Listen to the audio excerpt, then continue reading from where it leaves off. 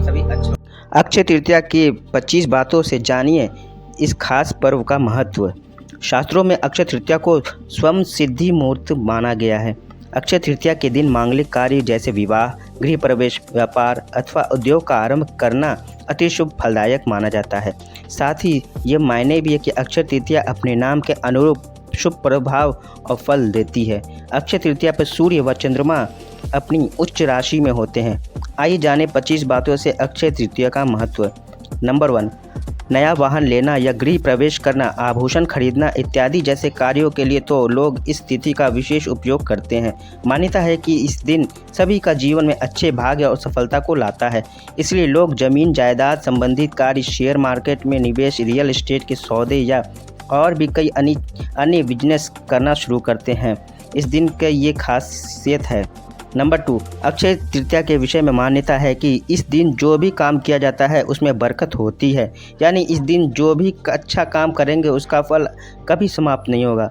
अगर कोई बुरा काम करेंगे तो उस काम का परिणाम भी कई जन्मों तक पीछा नहीं छोड़ेगा।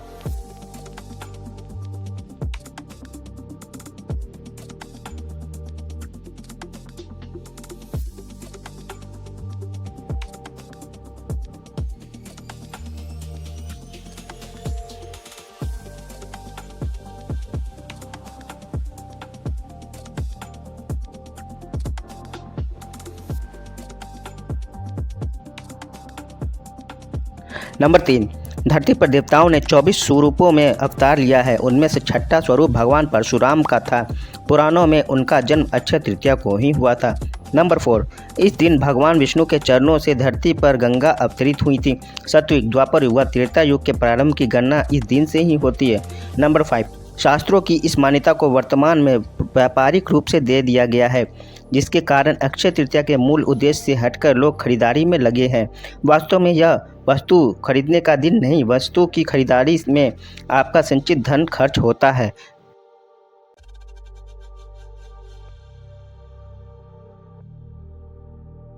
नंबर 6, न माधव समो मासो न कृते युगम सममम न च वेद समम शास्त्रम न तीर्थम गाम्यमम समम। मतलब वैशाख के समान कोई मास नहीं है, चतुर्युग के समान कोई युग नहीं है, वेद के समान कोई शास्त्र नहीं है और गंगा जी के समान कोई तीर्थ नहीं है। उसी तरह अक्षय तृतीया के समय भी कोई तिथि नहीं है। नंबर 7, वैशाख मास की विशिष्टता इसमें आने वाली अक्षय तृतीया के कारण अक्षुण्ण हो जाती है। वैशाख मास के शुक्ल पक्ष तृतीया को मनाए जाने वाले इस पर्व का उल्लेख विष्णु धर्मसूत्र, मत्स्य पुराण, नारदीय पुराण और भविष्य पुराण आदि में मिलता है। नंबर 8, यह समय अपनी योग्यता को निखारने और अपनी क्षमता को बढ़ाने के लिए उत्तम माना जाता है।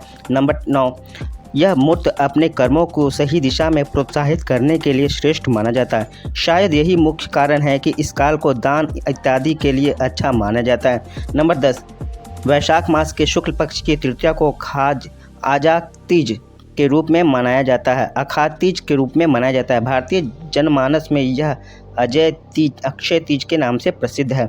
नंबर 11, पुराणों के द्वारा इस दिन सूर्योदय में पूर्व उठकर स्नान, दान, जप, स्वाध्याय आदि करना शुभ फलदायी माना जाता है। इस तिथि में किए गए शुभ कार्य, कर्म, फल कभी क्षय नहीं होते। इसको सतयुग के आरंभ की तिथि भी माना जाता है, इसलिए इसे कृतयुग आदि भी कहा जाता है। नंबर 12, यदि इस दिन रविवार हो तो वह सर्वाधिक शुभ और पुण्यदायी होने के साथ साथ अक्षय प्रभाव रखने वाली होती है। नंबर 13, मत्स्य पुराण के अनुसार अक्षय तृतीया के दिन अक्षय पुष्प द्वीप आदि द्वारा भगवान विष्णु की आराधना करने से भगवान विष्णु भगवान के विशेष कृपा प्राप्त होती है तथा संतान भी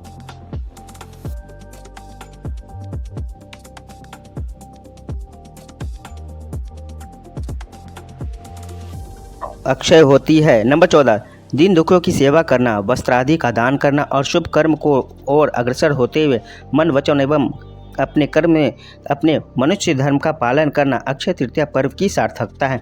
नंबर 15, कलयुग के नकारात्मक प्रभाव से बचने के लिए इस दिन भगवान विष्णु की उपासना करके दान अवश्य करना चाहिए। ऐसा करने से निश्चय ही अगले जन्म में समृद्धि, ऐश्वर्य व सुख की प्राप्ति होगी। नंबर 16, भविष्य पुराण के एक प्रसंग के अनुसार शाकल नगर रहने वाले एक वानिक नामक धर्मात्मा अक्षय तृतीया के दिन पूर्ण श्रद्धा भाव से स्नान, दान एवं दान धर्म करके जबकि उसकी पत्नी उसको मना करती थी इन सब शुभ कार्य करने से। मृत्यु के बाद किए गए दान पुण्य के प्रभाव से वानिक द्वारका नगरी में सर्व सुख संपन्न राजा के रूप में अवतरित हुए। नंबर 17, इस दिन पवित्र नदियों में स्नान कर सामर्थ्य अनुसार जल, अनाज, गन्ना, दही, सत्तू, फल, सुराही, हाथ से बने पंखे इत्यादि वस्त्र आदि का दान करना चाहिए, जिससे विशेष फल प्राप्त होता है।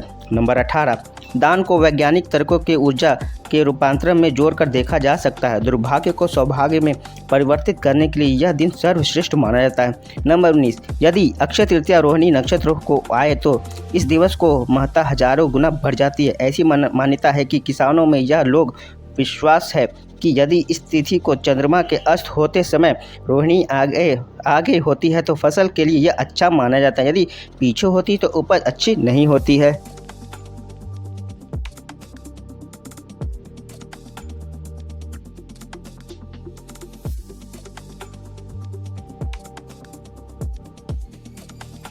नंबर 20, इस दिन प्राप्त आशीर्वाद बेहद तीव्र फलदायक होता है। भविष्य पुराण के अनुसार इस तिथि की गणना युगादि तिथियों में होती है। सतयुग, त्रेता युग और कलयुग का आरंभ इसी तिथि को हुआ था। इसी तिथि को द्वापर युग समाप्ति हुआ था। नंबर 21, रेणुका के पुत्र परशुराम और ब्रह्मा के पुत्र अक्षय कुमार का पाठ्य इसी दिन हुआ था। इस दिन श्वेत पुष्पों में पूज्य कल्याणकारी माना जाता है।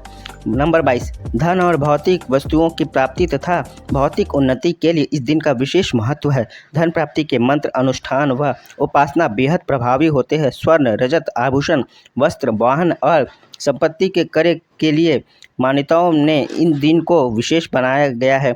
बिना पंचांग देखे इस दिन को श्रेष्ठ मुहूर्तों में शुमार किया जाता है। नंबर 23, दान करने से जाने अनजाने में हुए पापों का बोझ भी इस दिन को हल्का होता है। अब पुण्य की पूंजी बढ़ती है।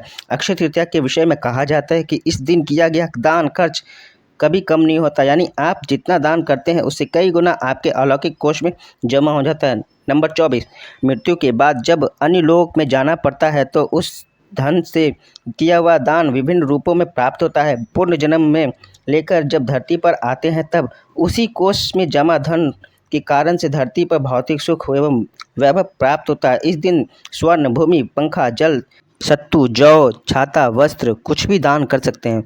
जो दान करने में स्वर्ण दान का फल प्राप्त होता है। नंबर 25, इस तिथि को चारों धामों में से उल्लेखनीय एक धाम भगवान श्री बद्रीनाथ के पट खुलने का भी है। अक्षय तृतीया को ही वृंदावन में श्री ब्रिजबिहारी के चरणों में दर्शन के वर्ष में एक बार ही आते हैं। वैसे अक्षय तृतीया भगवान परशुराम के जन्मोत्सव के रूप में भी मनाया जाता है। इसी दिन भगवान परशुराम का जन्म हुआ था। शास्त्रों के अनुसार ऐसी मान्यता है कि अक्षय तृतीया को किए गए कोई भी कार्य, चाहे वो शुभ हो या अशुभ, जो भी हम करते हैं वो अमिट और अचल और अविनाशी हो जाते हैं, जिसका कोई भी नाश नहीं होता। अगर हम अच्छे कर्म करते हैं तो अच्छा ही फल हमेशा हमेशा के लिए बन जाता और बुरे का बुरा। यहाँ तक